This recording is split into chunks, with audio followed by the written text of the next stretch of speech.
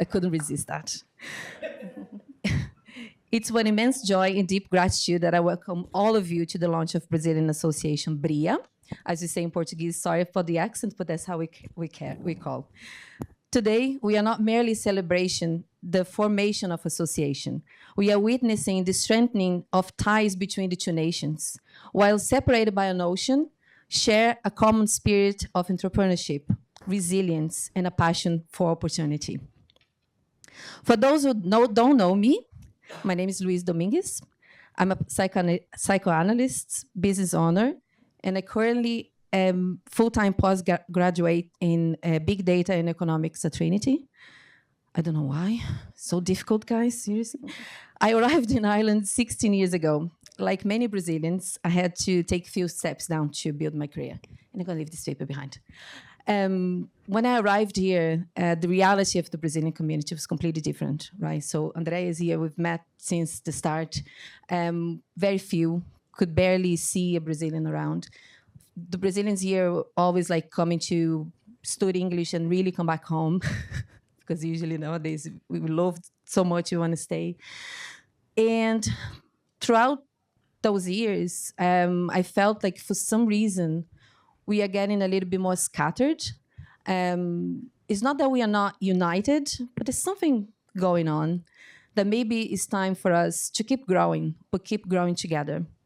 So it's my immense, deep and joy gratitude that I built with the 40 volunteers that we have today, this beautiful association.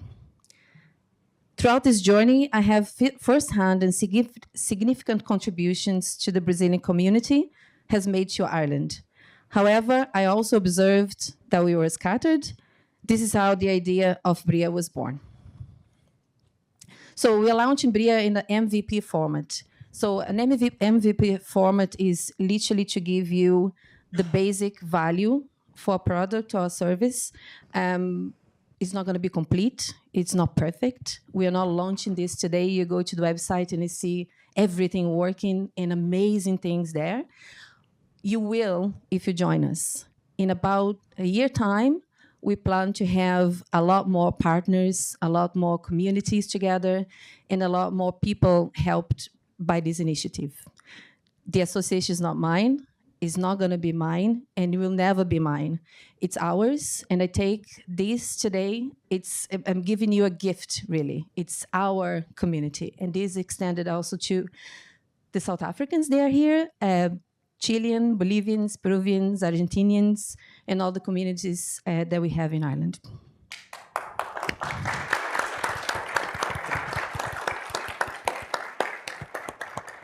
So in addition, we have a team of statistics and data analysis. That, for me, it's very important. That's my background.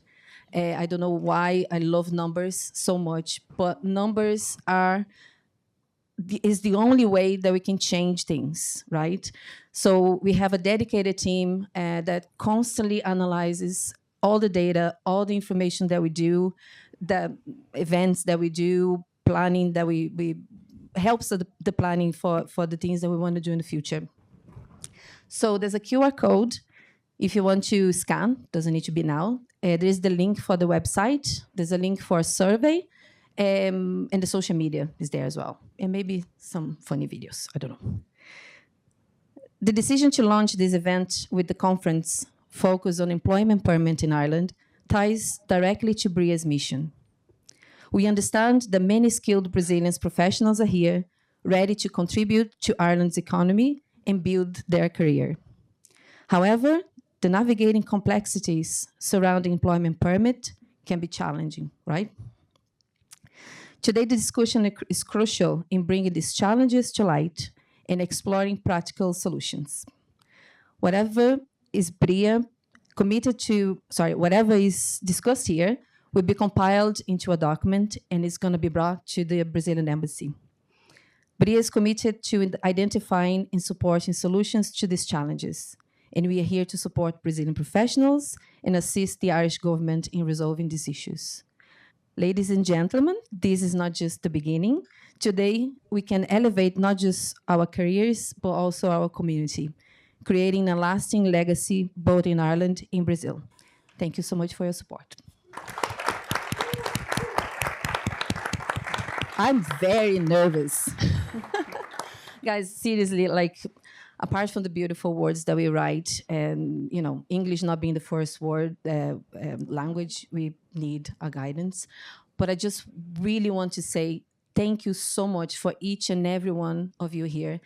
When we have the meetings with the association, I often say, guys, you are all crazy because you're following a crazy one. They had an idea while sleeping. Literally, I was sleeping and woke up. Oh, maybe I can have an association. What do you think, Mateus? Mateus, yes, let's do it. And then we're here. That's crazy. And if you are religious or not, many religious and philosophers believe that the crazy ones are the ones that change the world. So thank you for being crazy.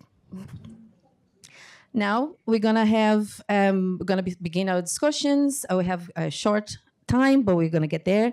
So I kindly invite you to stand up and listen to the Brazilian national anthem performed by a very Brazilian way by the capoeira master Tatu and our extraordinary Brazilian singer, Dani Daya.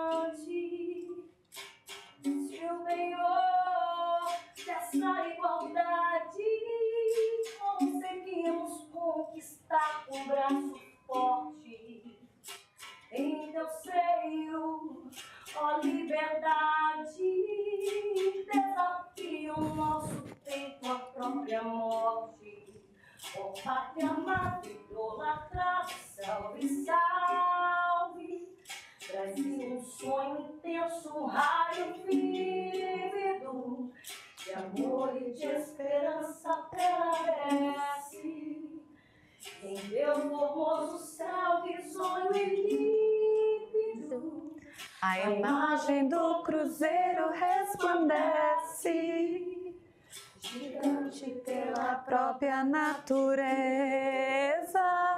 És bela, és forte, és pávido colosso, e o teu futuro espelha essa grandeza. Terra dourada, entre outras mil, és tu, Brasil, ó pátria amada. Dos filhos desse sol és mãe gentil, pátria amada, Brasil. Deitado eternamente em berço esplêndido, ao som do mar, à luz do céu profundo, fulguras, ó Brasil, florão da América, iluminando o sol do novo mundo. do que a terra mais garrida. Meus risonhos lindos campos têm mais flores, nossos bosques têm mais vida, nossa vida no teu seio mais amores. Ó pátria amada, idolatrada, salve, salve. Brasil de amor eterno, seja símbolo. O lábaro que ostentas estrelado. E diga ao verde louro dessa flâmula, paz no futuro e glória no passado. Mas se ergues que a justiça clava forte, verás que o filho teu não foge à luta, nem teme quem te adora a própria morte. Terra adorada, entre outras mil és tu, Brasil, ó pátria amada. Dos filhos deste sol és mãe gentil, pátria amada, Brasil.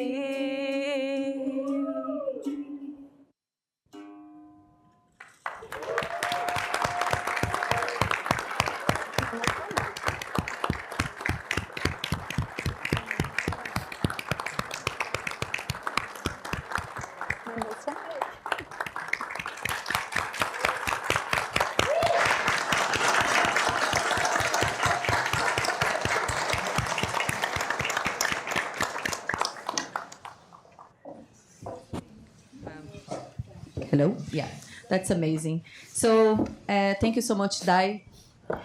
Thank you, Tatu. I want to invite to the stage, and sorry you guys have to do an exercise now because you have to come back. Stand up again.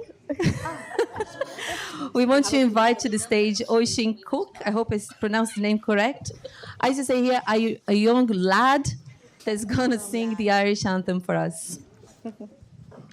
This one, I want to see who's going to sing along.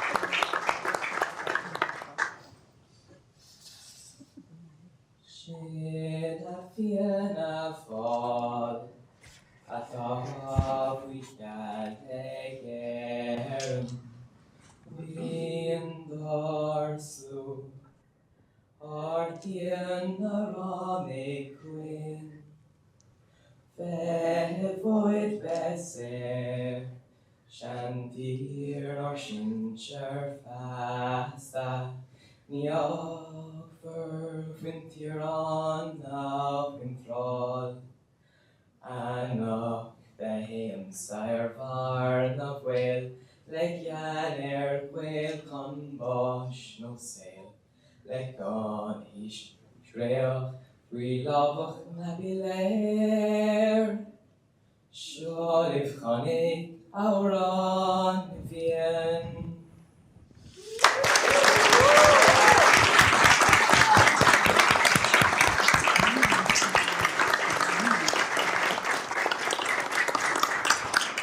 You might sit down now. There's no more anthems. Thank you. Now it's my honor to introduce Mateus Schmidt, our head of communications and the second member to join the association. He's from São Paulo, since the beginning, still there. But Mateus has played a crucial role in shaping who we are today. His unwavering belief in our association and vision was pivotal, pivotal? How can I say that? Yeah, okay. for the journey. We also have a message from our former Brazilian ambassador, Marcel Beato, who provided invaluable guidance in politics, protocols, and connections across Ireland. We are represented here today by João Marcelo. Thank you so much. We want to welcome as well our new ambassador, Flávio Macieira. He's literally arriving on the Dublin airport at this very moment. Additionally, I'd like to, we will hear from Michal Martin, our Tonista, second in charge of the country, who alongside with Mary Fitzpatrick, has been a great supporter to our vision. After this vision, hopefully, Mary is going to talk with us.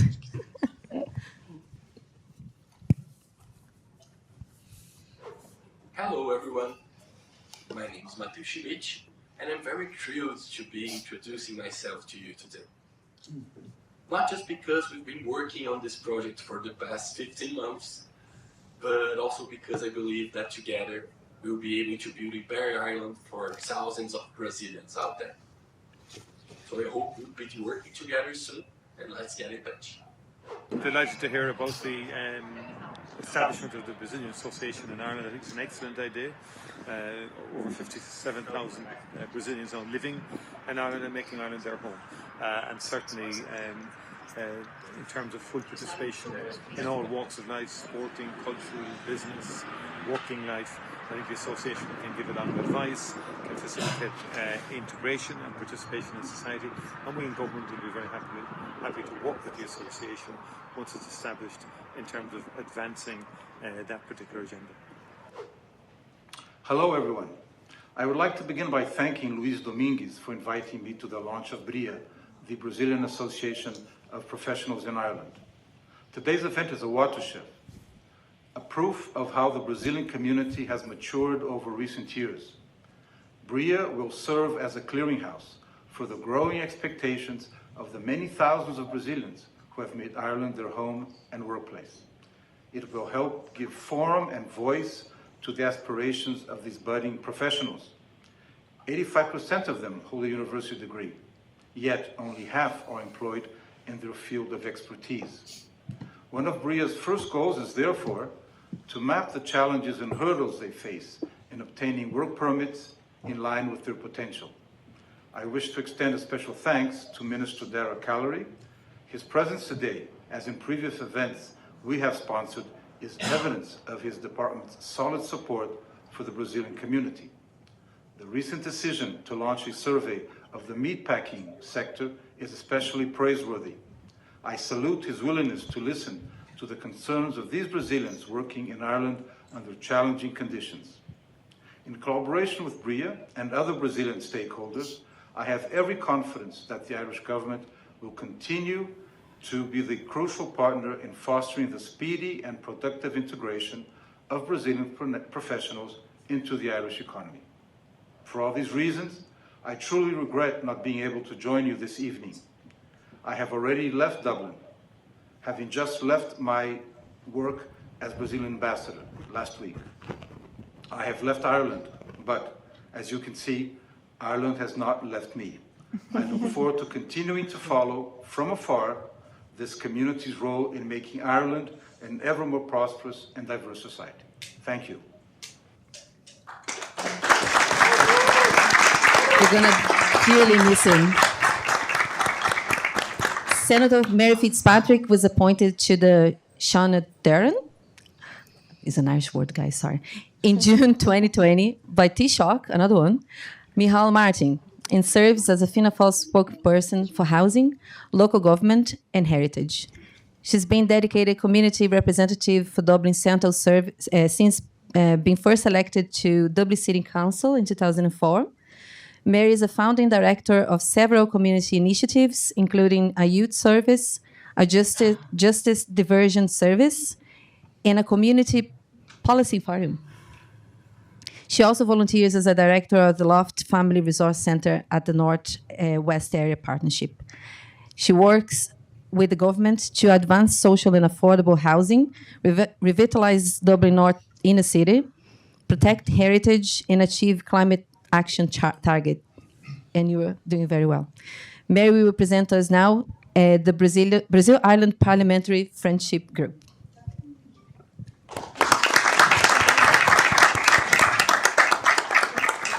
Well, good morning, everybody. And thank you, Louisa, for the very kind introduction. And I want to say a few thanks, I suppose, in the first instance. I'm delighted to be here. I want to thank the Brazil-Ireland Association for inviting me to be here. I want to thank Avalon for hosting the Brazil-Ireland Association in such splendid offices. It's a beautiful building, and and fantastic facilities. So congratulations to everybody at Avalon. And I want to thank Marcel Beato, our outgoing ambassador, who has really provided incredible leadership for the Brazilian community, but also, I suppose, for us Irish who want to strengthen ties with Brazil, with Brazilians, both here in Ireland, in Dublin primarily for me, I'm a Dub, but also internationally. And I suppose Louisa, in her introduction, described how I'm a public representative and represent my community. But very importantly, I have also been appointed the convener of the Brazil-Ireland Parliamentary Friendship Group. And that's a first for me. I'm not very long in the Parliament. I was appointed first in 2020. It's a huge honour to have been appointed by former Taoiseach Micheál Martin. And I am a senator. And as such, I scrutinise legislation. I work with my parliamentary colleagues. I support government to ensure that we have a stable and growing economy so that we can all get on with our lives and not have government interfering, but supporting us and helping us all achieve our full potential. And as convener of the Irish-Brazilian Parliamentary Friendship Group, it is my task and responsibility to work with parliamentarians of all parties in Ireland to foster good, healthy, strong relations with parliamentarians in the Brazilian parliamentary bodies. And I'm fairly new at the job. I've only got the job over a year, but we've already had a number of meetings. And I'm delighted to say that the Minister is coming today as well to join. Minister Dara Calleary is a very strong supporter of the Parliamentary Friendship Group, as are other ministers. But a parliamentary friendship group is really, for us, about strengthening relations between the two countries at a parliamentary level. It's about working together to ensure that both countries enjoy strong democracy, that our citizens live in a free and open and democratic environment, and that as we operate in what is an increasingly globalized, interconnected, interdependent world, that we use our relationships together at a diplomatic level, at a business level, at a commercial level, at a cultural level, very importantly as well, and a human level, to ensure that both parliamentaries, both countries are well represented, can provide strong leadership, and can really deliver for our countries, our communities, right back at a local level. So our work is varied, largely supporting government initiatives, which the Minister will speak about. And at a government level, the relationships are more formal and are more structured. And that's how it should be. Governments working together in a formalised, transparent way is the way for us all to progress. So I'm very proud to have this role. I'm very proud to support our government in strengthening our relationships. I'm very conscious that we have a large number of Brazilians now living in Ireland. I think when Marcel Beato did his last survey, it was over 58,000. I'm very proud to have some Brazilians living in my community, and it's great to see you here today, Caio. And you know, Caio is one example, and one very high-profile example of the contribution at a very human level that Brazilians have made. We're all tremendously proud of him as a person who just knew how to do the right thing at a time when was needed.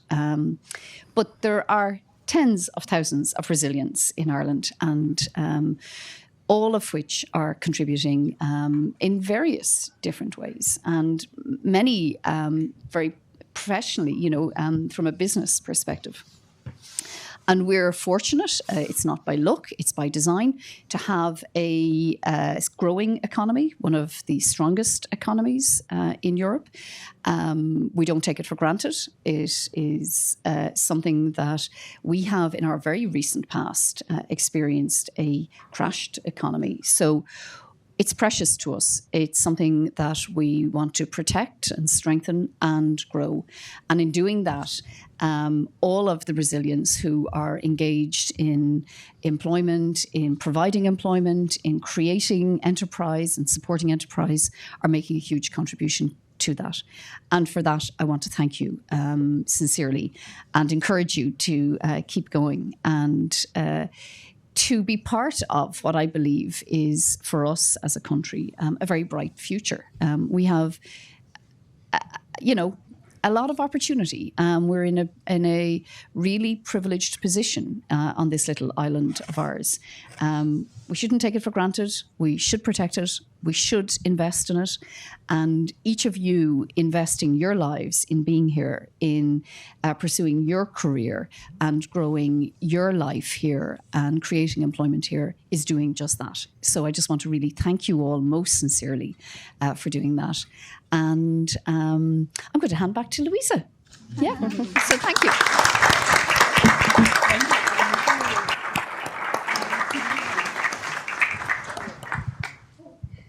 So Junior is an artist and he's making some nice gift for the speakers. You guys look away, look away. You can see the gift. It's supposed to be a surprise. Oh! Oh, you can look now. You see later. Right. All right, so we have to be ourselves, right? So I can't be so formal, guys, as you can see. When you put me too formal, I crumble. All right, so ladies and gentlemen, it's my honor to introduce a truly accomplished and innovative leader in business with expertise in her expertise spans legal tech, digital marketing, and fashion. Fernanda Hermanson has made her mark in various industries. She is the founder and president of the Brazil Chamber of Commerce and serves as the CEO of Unleash. Today, Fernanda will be presenting groundbreaking findings from a study she led in collaboration with the Brazilian Embassy and Unleash. Her insights are sure to offer valuable perspectives and opportunities for our community. Please join me in welcoming and inspiring forward-thinking Fernanda Hermanson to the stage.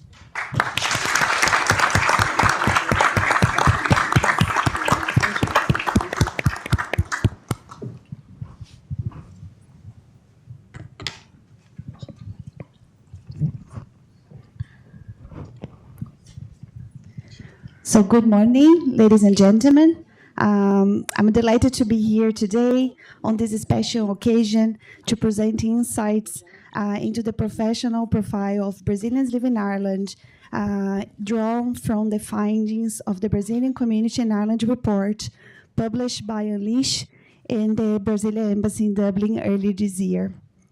But before proceeding with the presentation, I would like to sincerely thank you, Brazil.ireland.association, for the kind invitation and offer also my congratulations on this launch.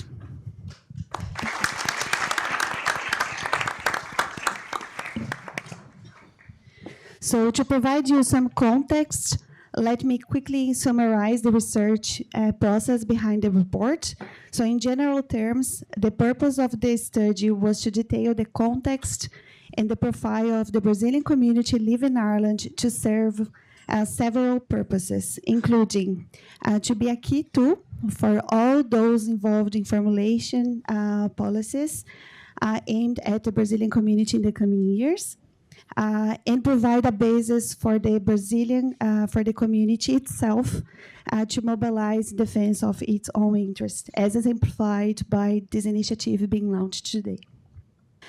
This study was conducted through quantitative research, and there were over 3,900 Brazilians living in Ireland that participated in the survey. So since the late 1990s, Brazilian immigration to Ireland has steadily increased. Initially, the community was mainly composed of mid-factor workers, However, in the mid 2000s, there was a surge in immigration as students arrived in Ireland seeking to improve their English skills. Today, the Brazilian community living here is known for its highly specialized and diverse workforce. And the most recent census results show the growth, indicating over 29,000 Brazilian citizens residing in Ireland. However, we believe that the actual number is higher than that. So by analyzing data from various sources, we projected that the current Brazilian population stands at around 58,000 Brazilians 500.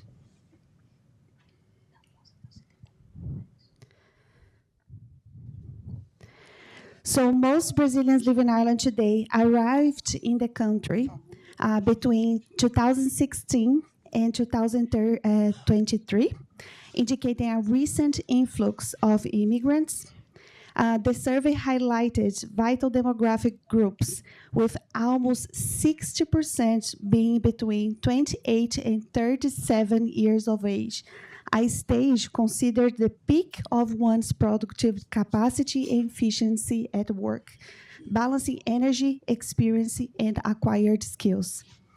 These Brazilian immigrants are dispersed in all Irish counties, but a higher concentration is observed in Dublin.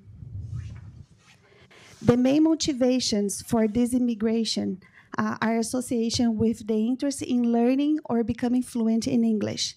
This can be interpreted as a search for professional improvement and growth and a desire for a very better quality of life.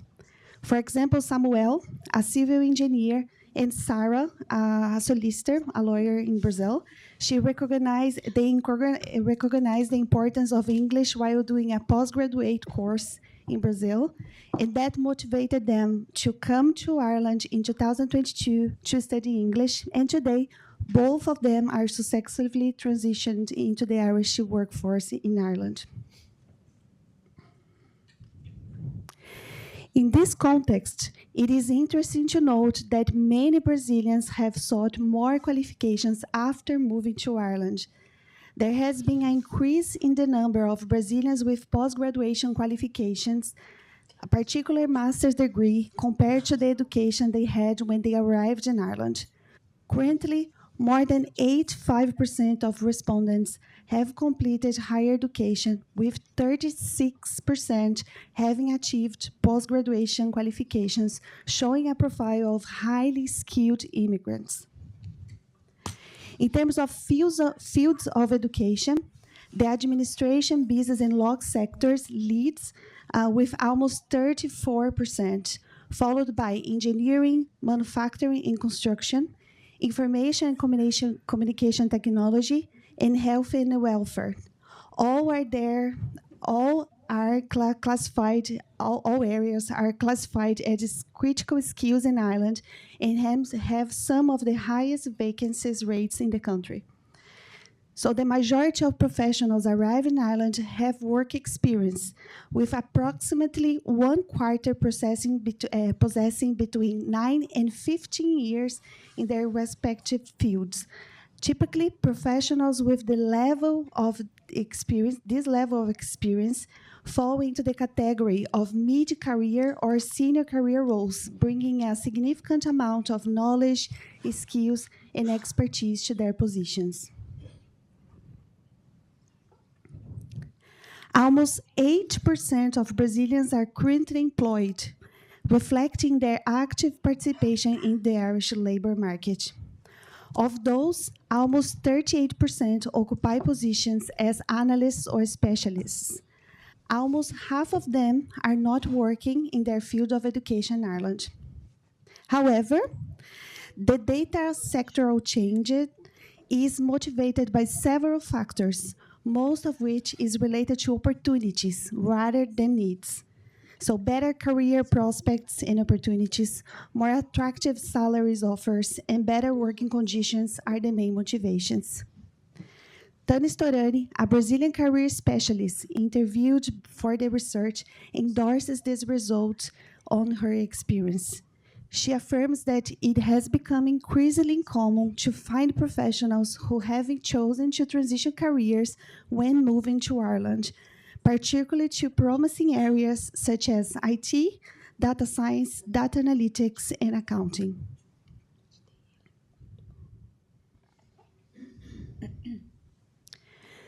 So Brazilians are here to stay, and their integration into the Irish workforce and society is both impressive and extremely robust. Approximately 60% of Brazilians residing in Ireland have changed their immigration status since their arrival, reflecting a significant shift in their circumstances.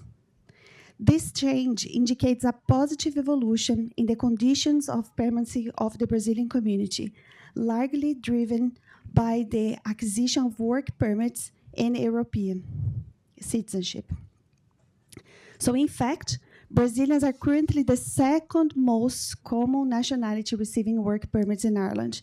And moreover, nearly 32% of Brazilians now hold a European citizenship, including Irish. This notable evolution towards the less restrictive residence permits suggests a deeper process of integration and consolidation within Irish society, which may be influencing individuals' intentions regarding a permanent return to Brazil. So, 43% of respondents stated that they have no intention of returning, demonstrating a strong commitment to build their lives in Ireland.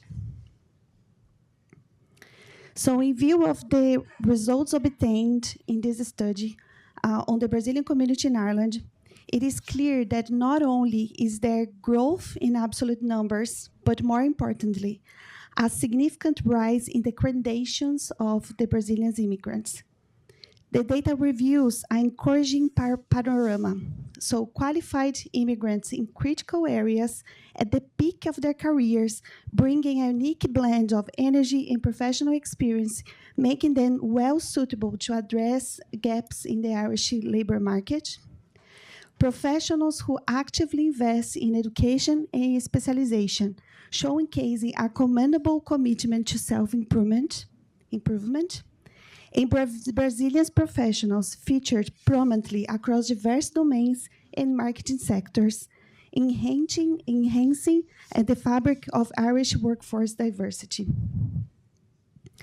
So given the significant number of Brazilians who plan to remain in the country, Ireland can count on this dedicated workforce to contribute to its ongoing growth and development. And the Brazilian Ireland Association launched today will be a vital platform for connecting professionals, fostering collaborations, and strengthening the contributions of the Brazilian community in Ireland to the economy and the society. Thank you.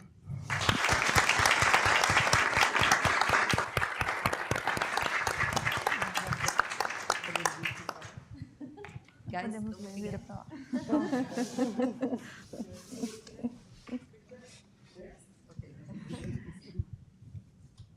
oh, sorry.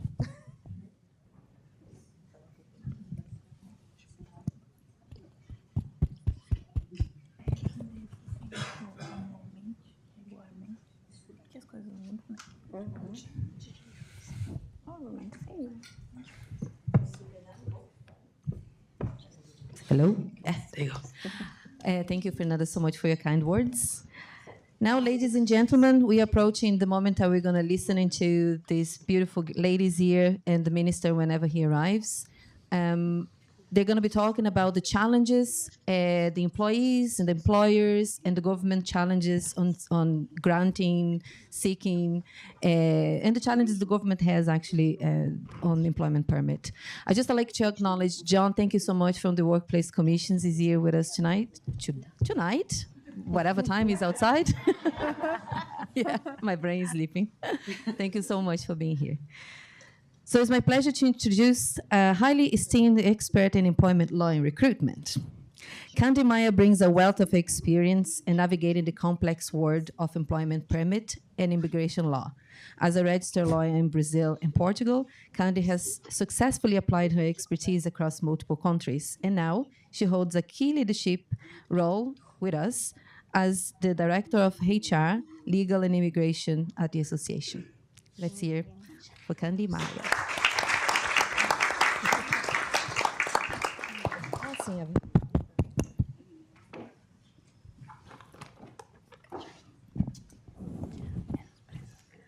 Oh, well, so can you hear me?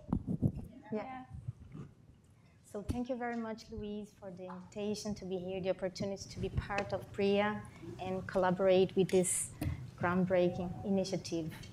Can you hear me? Sure. No.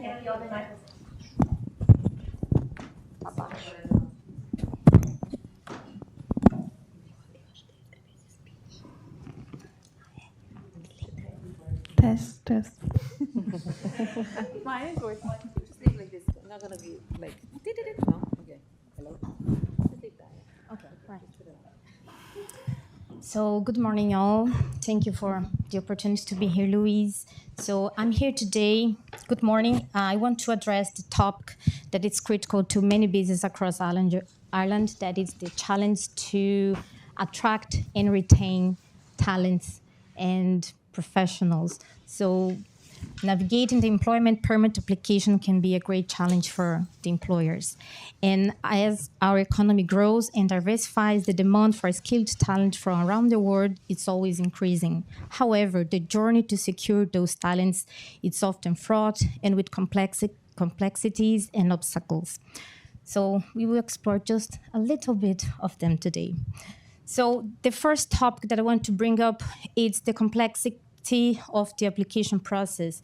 So one of the most difficult things for the employers today is the application process. So the system, even though it's being improved, the process is being loads of welcome changes and improvements in the process, but it's still very complex for the employers to understand the criteria, the eligibility criteria, how the process works, the documentation that has to be attached to it, how it really works. So sometimes we apply, the girls, they will talk better about it, but we submit the same application, the same documents, one process, it's granted, and the other it's not. So what's going on, what is wrong here if they're practically the same? So this can bring some challenge to the employers because we are never sure, and it brings difficult for us. So employers often struggle to navigate these complexities, leading to errors which may cause rejections of employment permits applications, delays, and in some cases, missed opportunities to hire the talent they need. Moreover, there is a huge lack of knowledge by the employers and on how to make the employment permit. A bit it's our fault as well as an employers because we don't have the knowledge. Some business, they just don't go to find out. So maybe it could be a good idea to have a campaign to educate business all across Ireland, like, hey, the employment permit, it's not a monster. Let's understand. It's not expensive. It's not that daunting thing, because some candidates here, when we tell the interviewer, oh, I will need a sponsor for the employment permit, they are like, the frowning face comes up and they don't even know what it means. Sometimes just to provide the document, and it's easy, it's simple enough. There is also a huge obstacle for employers to hire and sponsor candidates' employment permit to entry-level candidates, when in reality the labor market still needs this workforce badly. So one of the other things that I want to talk about is the eligibility criteria. Understand the eligibility criteria for different types of employment permits, such as general permits, critical skills employment permits, and other can be daunting. In each category has different requirements and steps to follow, so this can be very confusing for those that are not specialized in the field. The uncertainty and operational impact. The delays in processing can create uncertainty both for employers and prospective employees. Employers may find themselves in a difficult position, having to fill crucial roles temporarily and redistribute workloads while waiting the process to be analyzed, granted, or not. The labor test market, the labor market needs test. The labor market needs test, while designed to prioritize the employment of Irish and European nationals, it also adds another layer of complexity for employers. And sometimes it's not efficient because depending on the industry, I will be talking about the healthcare and the early years education areas here. That it's just for an example today, it's one of the most critical that we can see. So it's pointless to advertise when we still have such a lack of professionals in the market. So I will get there. And it also adds 4 weeks in the process that sometimes can take 4, 6, 8 months. And then the business can't move, can't get the workforce and the engineering going. And the prospective employee, it's always uncertain if they will get it not, and their life is just parked while waiting. So it can be very difficult. The limitation for specialized roles as well. For highly specialized roles, the test often proves to be just a formality. So sometimes the professional is so specialized and so narrowed down to a field that it's the labor test is just a formality because we won't find someone that will do it. And when we find it, we pay them their weight in gold and pray God they will accept the offer and stay there. So, Jesus. Recruitment life, it's not easy, guys. The cost of the administrative burden as well. So sometimes the fees and the delays in the process can cause extra burden to the business, especially for the small and medium-sized business. When we are talking about big business, Google, Apple, fine, they have money to throw away. But the small business, it would be nice if we would have initiatives to support them in also attracting and retaining immigrant talents. And for example, small business, they can start to recruit them and don't have the burden, the administrative, paying solicitors, paying fees, always paying, just out and never in, and still waiting for the process. So it can be a big challenge. And this challenge is not just about money and the processing, delaying the process. It's also Ireland missing the opportunity to gain talent, to gain good people work, and to make the economy grow, bringing innovation and all the talent that we could have and could be exploring here. And one other thing is the changes and the uncertainty in the policy. So the uncertainty surrounding changes in immigration policy and employment permits can create additional challenge for employers. Changes in regulation, whether due to political shifts or economic pressures, can be difficult to anticipate and to adapt to. For example, the increase in the salary requirement for employment permit, which depend on the case and the size of the business, can have a relevant impact, making it financially unfeasible to renew the employment permit when it comes the time. So the first employment permit has 2 years, it depends on the case. So we are having now a huge problem, especially with the play group leader. It's the early years education. So the current salary requirement, it's 34. Currently, yeah. And the new policy for renew the visa from January, it's 39,000. And this salary, it's not the salary in the market. So we have two problems here. So we have the professionals that will get unemployed because they will lose their visa, and the business that can't afford this salary increase, and they will lose their professional. We won't have the workforce to keep the child care going. And then the parents won't have the crash. It's just a domino effect we don't want to see. So this is one thing that we have to look and find a feasible solution for everyone. And also, it impacts the strategic planning, because if I don't know when the employment permit will be granted, how long it will take, if it will last, if I will be able to renew it, it impacts the strategic planning for the business. And in this case, I will bring the healthcare industry to illustrate how critical it can be. So a considerable number of employers rely on employment permits to be granted to have the necessary workforce. This can be challenging, especially when roles like the HCA, that is the healthcare assistant, that professionals that look after the elderly, the disabled, home care, nursing homes, and hospitals.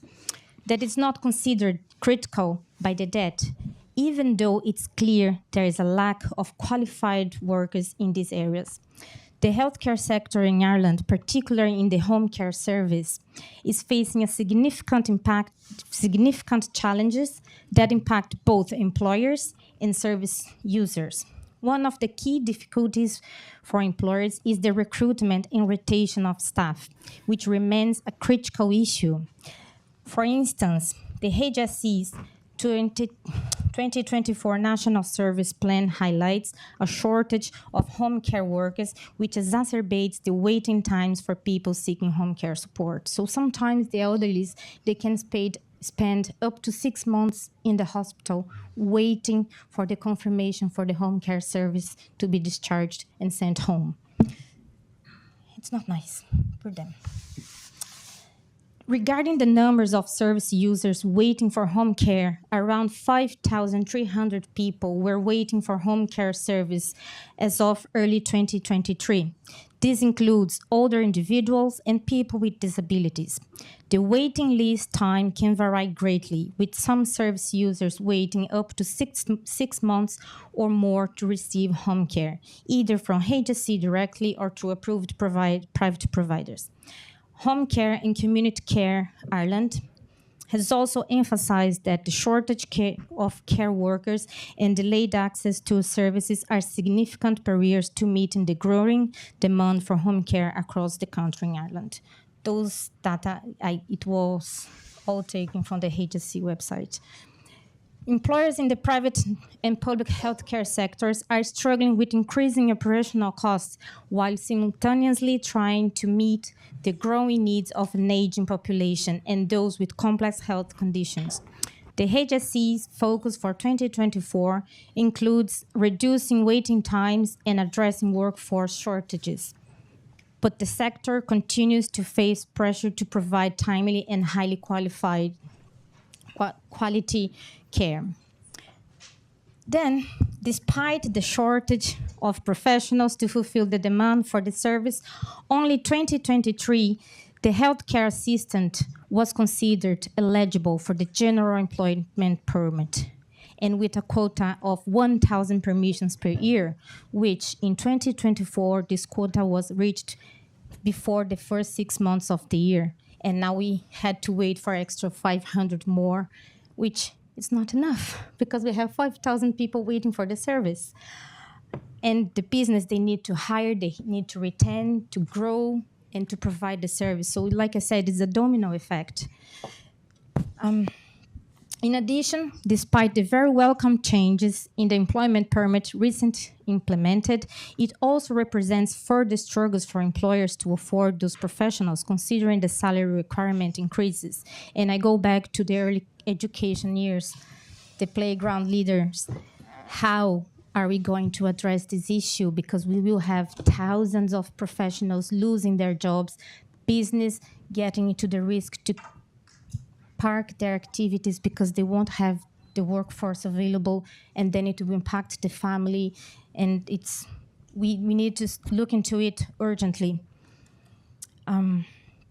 So from the employer's perspective, it doesn't represent only an additional few €1,000 cost when the salary is increased for the new policy.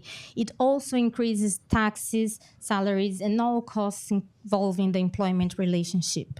So we do need to create policies to support business, to educate business, and to encourage business to understand that the immigration workforce is not only welcomed, but needed. So we need to work on it, to educate them, to understand that it's not a lifetime commitment, it's just an employment relationship. So to conclude, in conclusion, while the employment permit system in Ireland serves as an important purpose in managing the country's labour market, it also presents significant challenges for employers, from navigating complex criteria and dealing with processing delays to managing costs and adapting to policy changes. The road to securing international talent, it's not an easy one. As we move forward, it's crucial we continue to engage in dialogue with policymakers to streamline the process, reduce unnecessary burdens, and ensure that companies can access the talent they need to thrive. By doing so, we can help maintain Ireland's competitive edge in the global economy while also ensuring that our labor market remains fair and inclusive. Thank you. Thank you very much.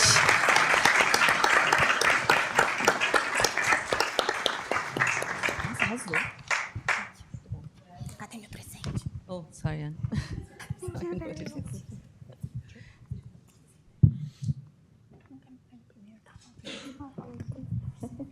Hello.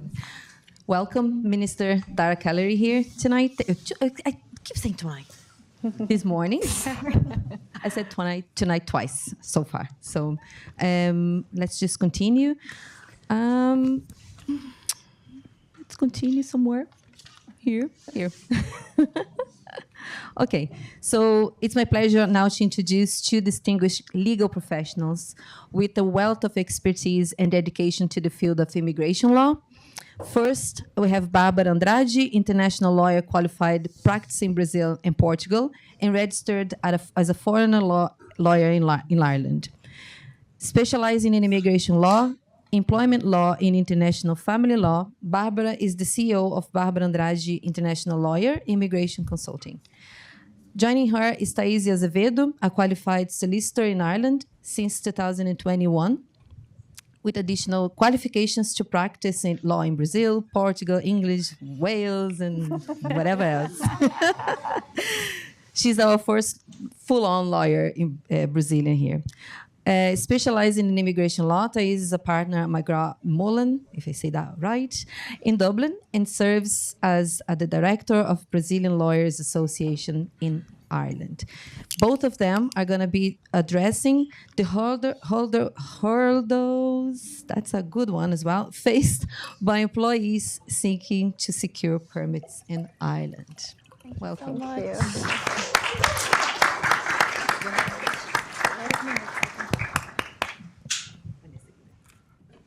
Thanks very much for the introduction. Thanks very much for the invite, and congratulations on all the organizers. I think it's really important to have this gathering from the government, from employers, from employees, and I'm very glad with your talk, because I know the employers' issues are actually the same as the employees' issues, so not being so redundant, but I'm just going to point out some of the issues. I'm very excited to be here representing our Brazilian community, and very excited to speak in front of some important people here. So Senator Mary Fitzpatrick, the Minister there, Kellery. I'm very glad to be here today, and I try to be brief and reach my time there. So I want to say in the past 6 years, I've been working with immigration law in Ireland, especially with the Brazilian community. And I can see loads of improvements and advancements, especially with the introduction of the new Employment Permits Acts. So we need to recognize and acknowledge that it really makes life easier when the government hear us and make changes that will make the life of employers and employees easier. So I can say in the top of my head here, the change of employer rules. So instead of 12 months, it is reduced for 9 months now. It's really important the employees have this flexibility, and they know they have this freedom to change employers in a reasonable time. Also, the labor market needs tests, so it's something that Kanji talked before. I'm going to raise this, but I want to acknowledge that the fact that it's not required anymore to pay for a national newspaper, financially speaking, is better for employers, for employees, but it's still the thing about 28 days loads of clients come to us with the visa expiring, and it's not because they are lazy. Sometimes they just get the job offer in the last minute and they have to go through the labor market needs test. Sometimes they lose this opportunity. They have to leave the country, come back because they cannot apply with an expired IRP card. So we acknowledge that it's better now, but we still want to know about its validity overall. If it will be possible to maybe reduce this time or change to reflect the reality, especially because employers already know that they will hire that foreign national that it's applying for a work permit. From my experience in the past years, it's so difficult and so rare for employers to change their minds through the process. So they always know who they're going. I understand the government perspective that they want to make the job available for EU nationals, for Irish nationals before they decide to hire a foreign national. But it's something that Barbara and myself, we sat down and we discussed, and it's one of the things we have this concern. The second thing, and maybe one of the most important topics we discuss about, is in relation to the consistency of decisions. So I give you a practical example.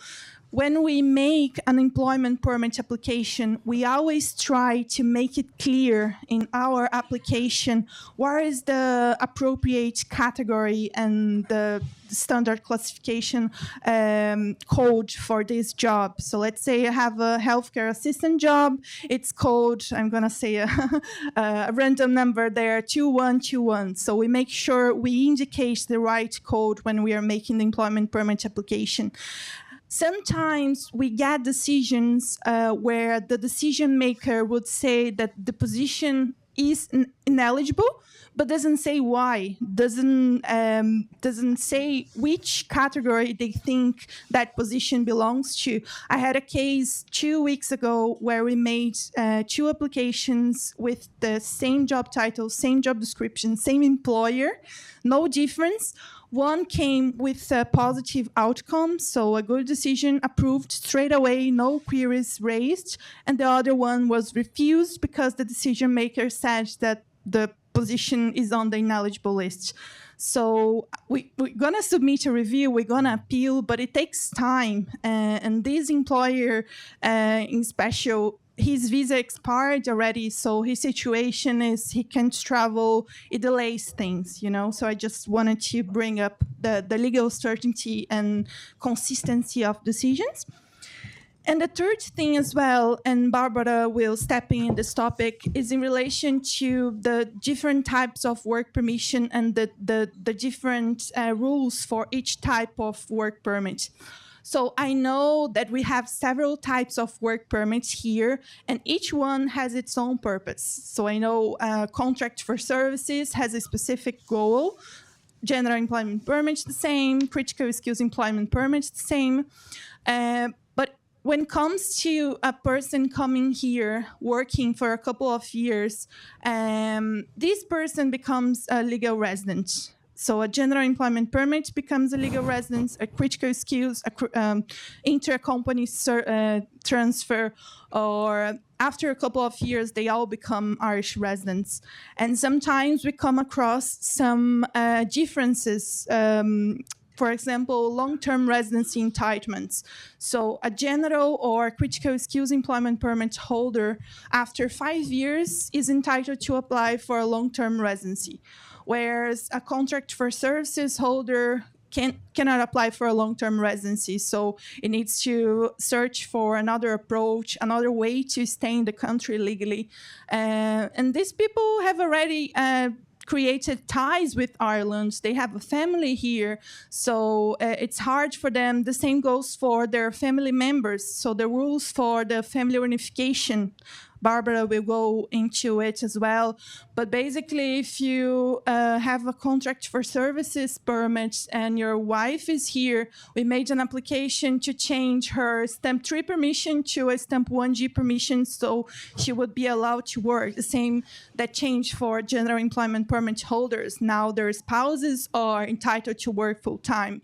And it was declined, so she specifically is very high qualified, but she's unable to work because she doesn't have the appropriate permission to work full-time. So these are just some topics that came to mind, but I really think that the employment permit system is improving. I always talk to my colleagues who are starting to work with immigration law and my clients as well, that from all immigration applications, work permit is one of the most straightforward. It was one of the first applications to become online fully. So you can apply online, you can upload your documents online. The time frame as well is reasonable comparing to other types of permissions.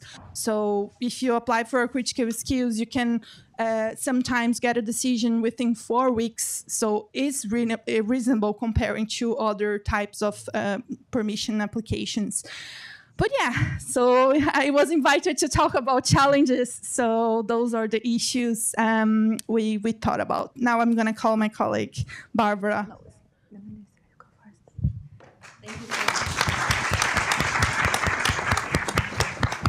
Thank you so much.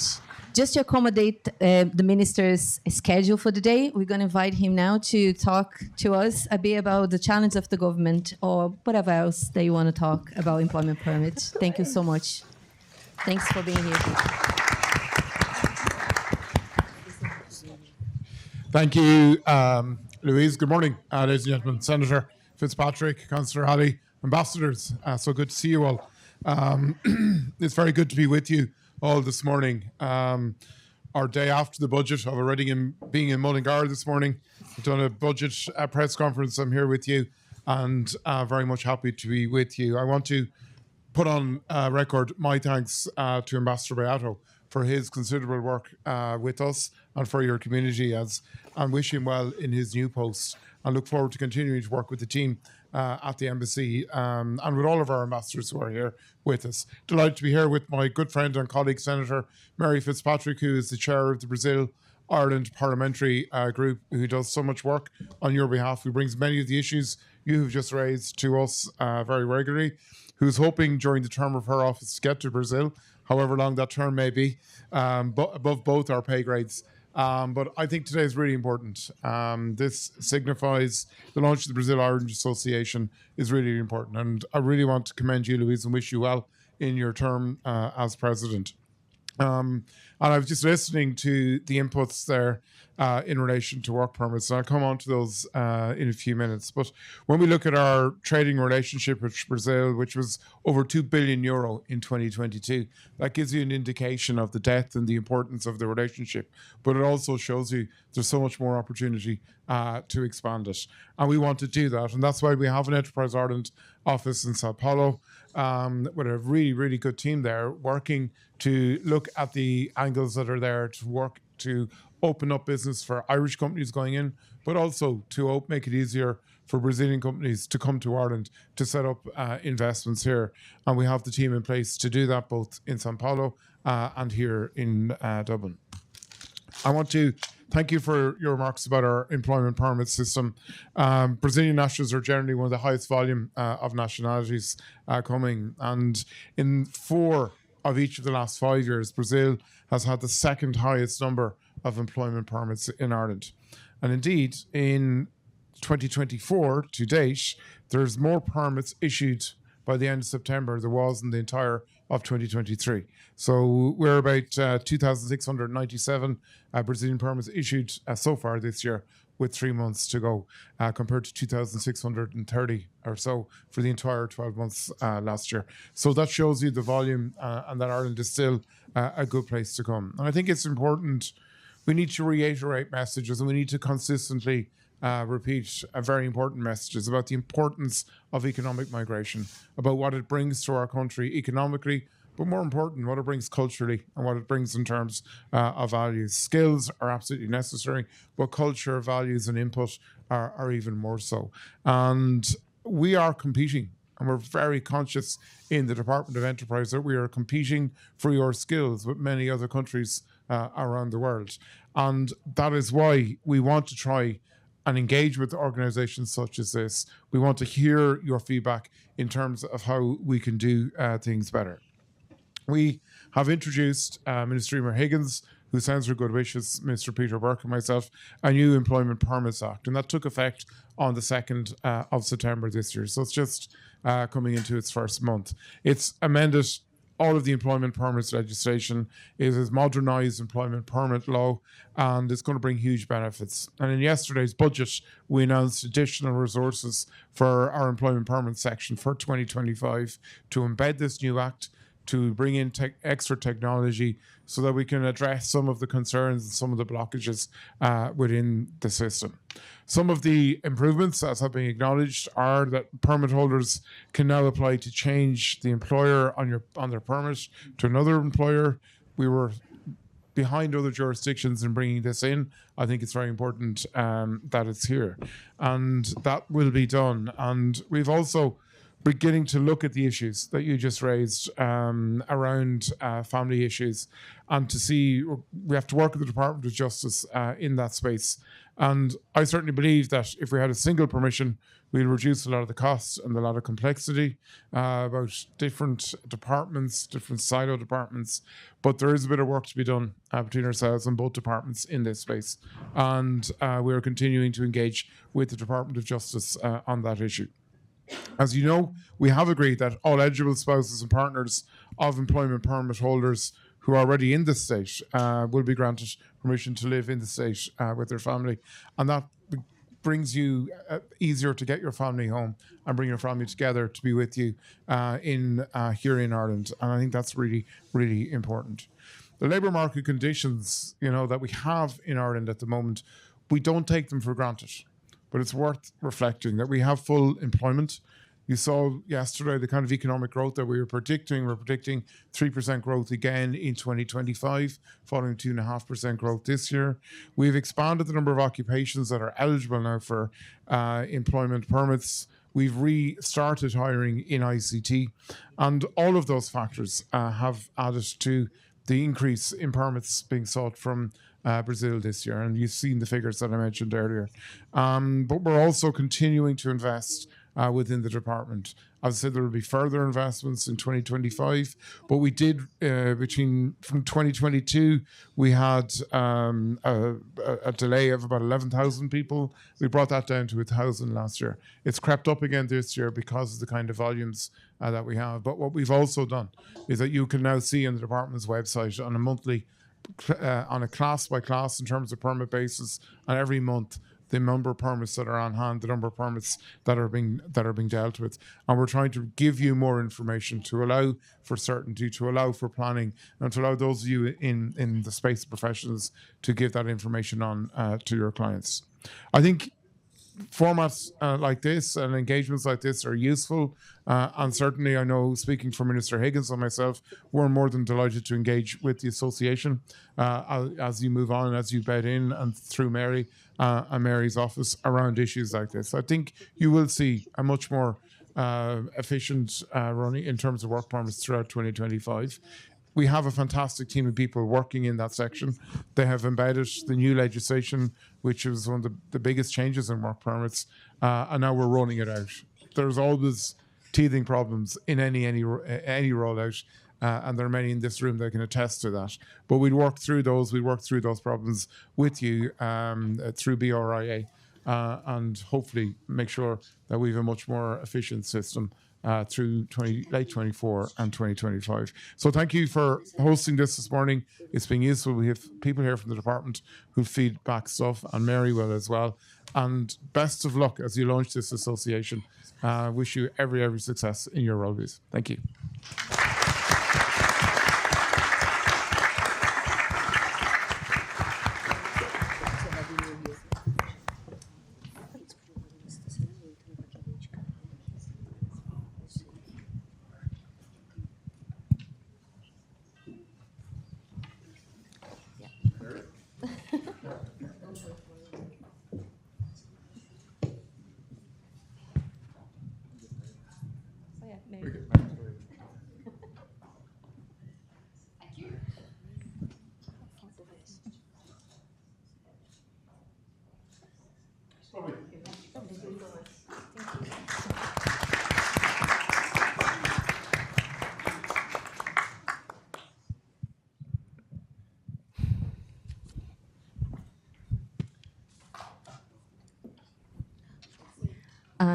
presented Barbara already, so she's going to complete. The only problem we have now with time is that they have a meeting here at 12.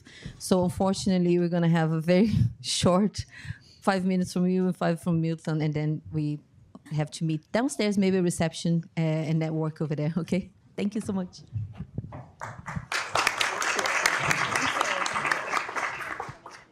Good morning, everyone. It's a pleasure to be here. Thank you, Louise, for the invitation. Thank you all to come here today. It's a pleasure to be here and talk about the challenge about the work permits applications and about, besides, on the side of the employees, as an immigration lawyer, my colleagues, they highlight some points here. I would like just to bring attention about the ineligible list. We know this is the most problem we have currently today, because some of foreign nationals, especially Brazilian ones, they work in a position it's not eligible, and we know that many of entry-level positions not eligible, such as home care assistant, we have a code, and we have like hospitality manager. Some positions in the hospitality, it's not eligible as well, like a waiters, and the order staffs, it's not eligible. We have some positions, some administrative positions is not eligible as well, like a secretary, even lawyers, it's not eligible, to be honest. It's not like a problems only with the entry-level positions, but we have other kind of areas we're facing the same problems. And the other one, I think it's about the minimum salary requirement. We know it's like today it's 34,000 a year in order for the employee be eligible to have the employment permit granted. So the foreign nationals, they face the two biggest challenge. Né? They have to find a sponsor. First of all, they should work in the eligible position, and then they have to earn more than the minimum wage in the country in order to the position to be eligible to apply for the work permit. So I think the eligibility criteria and the minimum salary is the higher problems we still have today. My clients has today, I think most of the clients for the side of the company as well. And about some kind of discretionary rules we have about the family reunification. As you guys know, recently we have some welcome changes. The families, the partners and spouse of the general employment holder, now they finally can work, because before they cannot work, they only have the permission to live in the country. But nowadays they can work as well as Stamp 1G, but they only can, the general employment holders, they can only bring their family, or even if their family is living currently at the state, they only is allowed to sponsor their families in a family reunification after 12 months. This is like a big challenge for the employees and for the company as well, because sometimes we have like a shortage staff. They don't want to stay without this kind of employee, this kind of people they're gonna give the opportunity to work here with the employment permit, but they do not want to stay far away for so long for the family, for the kids, for the wife. I think it's not fair. I think this is it's like discretionary, these rules, to be honest, is not aligned with the Irish Constitution and the European law. I think if the employment permit regulations was more affordable and accessible, I think we're going to avoid many of problems with illegal employment here and the exploitation work is undocumented. This is my point. I would like to thank you. I try to be brief. Thank you, Louise. Thank you very much.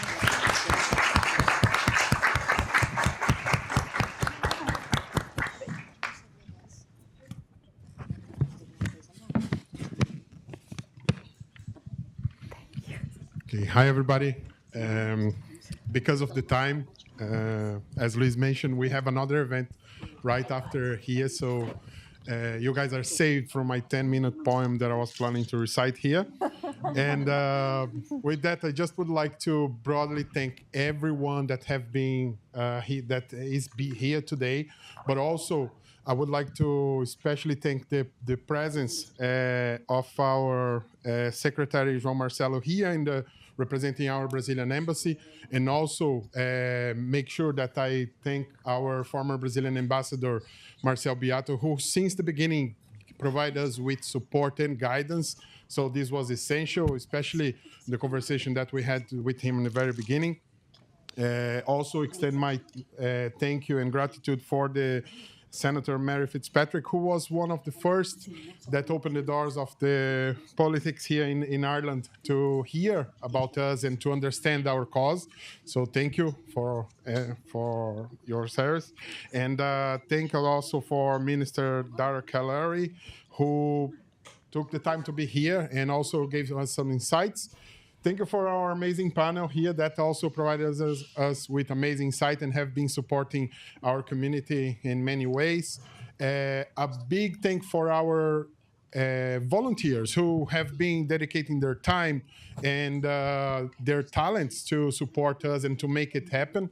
So I would like to thank you all again to be here. And thank you. And as I said, I would like to ask you all now, please, to start moving outside. Our volunteers will be helping you to collect your jackets. And also, we're going to be downstairs at the reception area in case you guys want to make some networking, have a chat. We will be there. Thank you.